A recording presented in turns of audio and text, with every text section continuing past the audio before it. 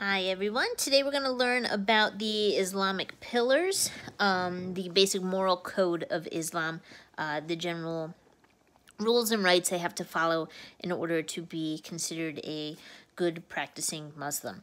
I'm going to start by apologizing right from the forefront for all pronunciation. This would have been really awesome if we could do this in class, and Tagreed could have told me how to say all this stuff correctly, but it is what it is. Tag, if you want to make a quick video and let us know how to say all of these words correctly, that'd be awesome, but we are going to do our best. All right, so to start with, there are 5 pillars of Islam: Shahada, Salah, Zakat, Sav, and Hajj. And each one is connected to either a physical action you are supposed to do, or a belief you are supposed to follow along with.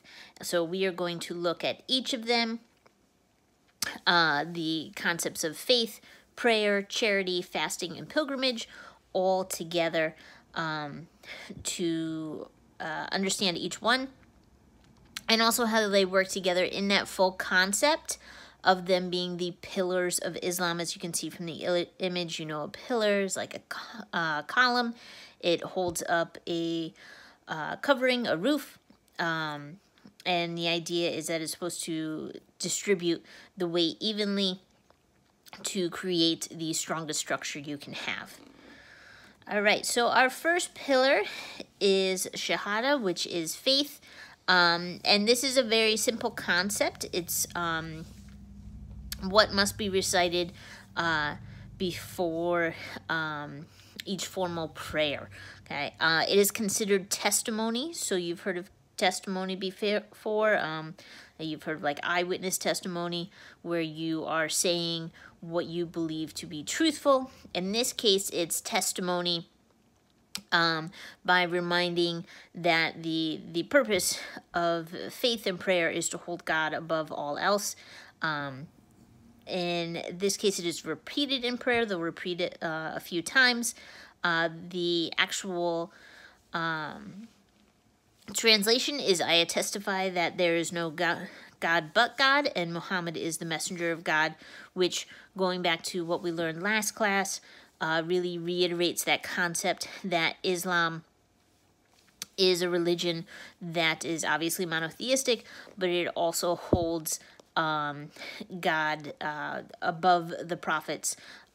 So while you have Muhammad as the great messenger, the seal of the prophets, he is in fact just a messenger of God. He is not connected in the way that Christianity often views Jesus. I've also given you a link on the slide that you could listen to how it is actually supposed to be pronounced. All right, so the next pillar is Salah or Salat. This is the prayer that happens 5 times a day, around dawn, midday, afternoon, sunset, and night. There are specific times when it is supposed to happen, which is why if you are a full practitioner of Islam and you are considered to meet the expectations of prayer, then you will follow the same time as everyone else. There is usually within a mosque a muezzin or mazan who leads the prayer in the mosque. Their job is very important. They are the ones who are supposed to make sure the correct time is being held for that worship. Today in modern times, you can get apps that will actually tell you when is the correct time to turn and face Mecca and do your prayer. In older times when you didn't have that, the muezzin's job was to ring the mosque bell or give the signal so that everyone knew the correct time and was worshiping correctly. It is considered divine worship, meaning it's only about worshiping God for those 5 prayers. It is performing your testimony. It is really showing your devotion to God. It is not necessarily the time for personal prayer, in the sense of like the prayer that so many students do right before a test. You know, like the who is it? Homer Simpson. He's like, Jesus, Allah, Buddha, I love you all. Please help me pass this test. That prayer, that's not divine worship. That is just, please help me right now. Divine worship is really showing your prayer and allegiance and devotion to God. It is expected of everyone except for prepubescent children. So children are not expected to perform salah. They have to be full members of the religion, which means they have to be considered adults. So puberty does have to happen first. Menstruating women are not expected to maintain the prayer. And also any women who gave birth within 40 days, which follows along with the menstruating women, it is considered unclean. That doesn't mean they can't start afterwards and have even chances for more prayer to make up for the prayer that they lost. The times can be very, very complicated. I gave you the whole math section that tried to explain how you figure out what the correct time is for worship, which again is why that muezzin is so important, to make sure you are worshiping in true honor. All right, so moving on to our third pillar, zakat, which is obligatory charity, meaning you have to give. For the most part, it's considered 2.5% of your accumulated wealth. We say accumulated wealth. However, that doesn't mean it necessarily has to be money. It's expected if you're very wealthy, you can give money. If you're poor, you can give your time. It is about your charity, giving of yourself. This is not something that's new. In many other religions, you have things like tithing, where you're expected to give a certain amount to your church. In Islam, the wealth must meet a minimum before being taxed, meaning you can't ask the poorest of the poor to give 2.5% of the accumulated wealth, which is why you have that concept of you can give your time or your effort to help others, and that will count. There are many purposes for the zakat. The big one, the one is that most of what charity should be given to, is to give to the poor and the needy, to help. In many areas, you have zakat collectors, which are sort of like tax collectors. They collect the alms, the money given for the charities, to help redistribute it to where it needs to go. They are usually separate from government oversight. They're not a governmental institution, although some governments may support it. So besides the poor and the needy, you could give it to sympathizers to Islam, those who you feel support the community. For a long time, and in many areas still today, zakat could be used to help people buy their freedom from slavery. And you also see that folding into debt relief. People who may lose everything because of their debt, zakat can help with that. It is mandated in some countries. So Libya, Malaysia, Saudi Arabia, Sudan, and Yemen all require zakat, which means you do have more government influence. Whereas in other countries, it's voluntary in most other places, but there is a big social push for it. So most people will do that to meet their social obligations. Okay.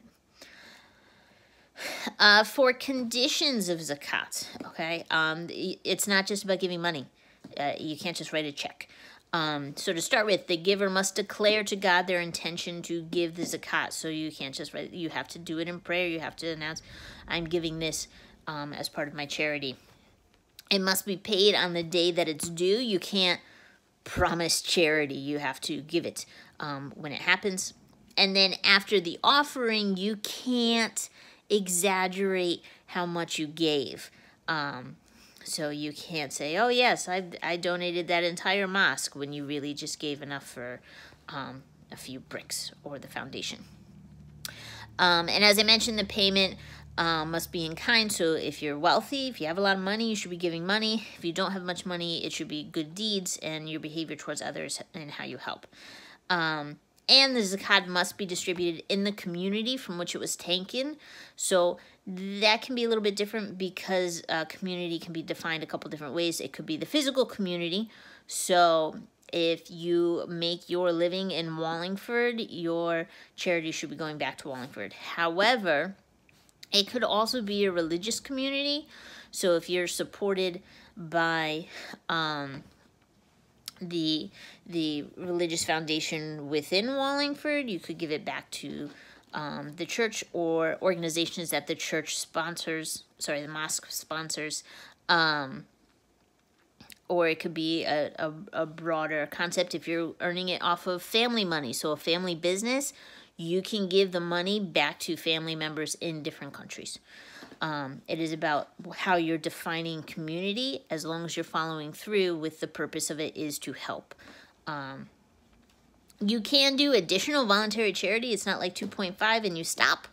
It is called sadaq. And it is absolutely accepted, but there's no extra divine reward. There's no giving more means you're going to get a better reward when you go to heaven. You do what you must and you give what you can, but you don't keep score, essentially. All right, our fourth pillar is, I think it said Sov, at least that's how they would say it in Gaelic, so, or Irish, so I'm assuming it's probably something similar. So in this case, it's just fasting, which means no food or drink from dawn to dusk during Ramadan. There are 3 different types of fasting. You have ritual fasting, like with Ramadan, where for 40 days you don't eat or drink. There can be fasting for penance, so you've done something bad and you are trying to prove yourself worthy again. And then there's also aesthetic fasting. So aesthetic fasting is when you are trying to do a full cleanse. So it's not about trying to make up for something bad you did. It's about you feel like you are not on the right path and you're going to do a full cleanse. For that, you can think of, not that he was Muslim, but like Gandhi did an aesthetic fast where he was trying to show his worthiness. The purpose is to seek nearness and forgiveness from God. So if you are sacrificing for yourself, you are trying to connect closer with God. Fasting is forbidden for certain groups, and a lot of it has to do with the health of those people. So again, no prepubescent children. Kids still get fed during fasting times. People with diabetes, the elderly, pregnant women, breastfeeding women, all of whom would suffer if they had to go through full fasting, are all expected to be able to eat. Menstruating women, again, in that category, although that doesn't affect their health. Ill people and traveling people. So if you're traveling, and again, that's probably more to do with olden times and how difficult a journey can be versus more modern times, where it's less strenuous in most cases, at least in places like the United States. Obviously, if you're traveling in harder areas where you have to do more physical exertion, then that's also considered. But either way, traveling, you don't have to fast. However, fasting can be made up as soon as possible. So once you stop traveling, you can hold the fast. Stop menstruating, you can hold the fast. Finish breastfeeding, you can hold the fast. So that's one of the ones that you can make up in that pillar. All right, and our last one's probably the most famous one, the one you're more familiar with, Hajj, which is that pilgrimage to Mecca.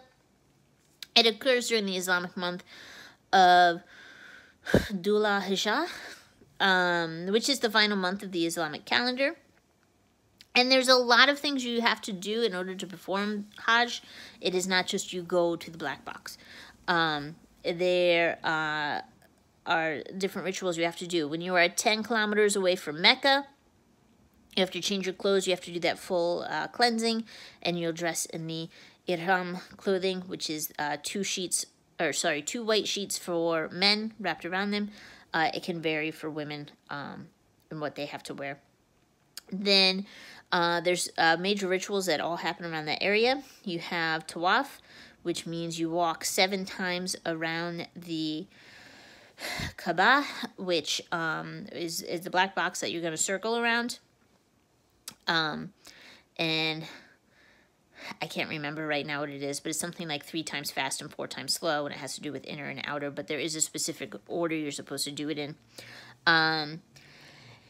Islam is when you touch the black stone, so you get into that inner circle and you reach the eastern facing side of the Kaaba. That's when you can touch that black stone, which we learned about last class. That is supposed to go all the way back to the days of the founding of mankind.